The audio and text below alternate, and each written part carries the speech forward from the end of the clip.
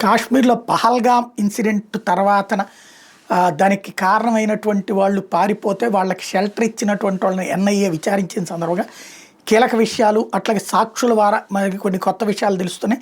కాశ్మీర్‌లోని పహల్గామ్‌లో ఏప్రిల్ 22వ తేదీన రాక్షసంగా దాడికి పాల్పడి 26 మంది పర్యాటకులను పొట్టన పెట్టుకున్న కిరాతకులు ఆ తర్వాత సంబరాల్లో మునిగిపోయారట.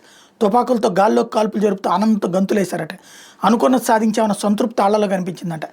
ప్రత్యక్ష సాక్షి ఒకరు ఈ విషయం బయటపెట్టారు. పహల్గామ్ ఉగ్రవాద దాడిపై జాతీయ దర్యాప్తు సంస్థ విచారణ కొనసాగిస్తోంది, సాక్షులను ప్రశ్నిస్తోంది.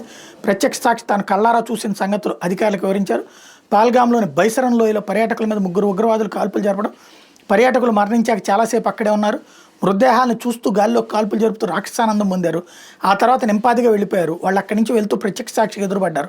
పహల్గామ్ దాడిపై ప్రత్యక్ష సాక్షి విలువైన సమాచారం అందించాడని ఎన్ఐఏ అధికారులు తెలిపారు. ఈ దాడికి సంబంధించిన సంఘటనలో క్రమ పద్ధతిలో పేర్చడానికి అతడి సమాచారం దోహదపడిందని చెప్పారు.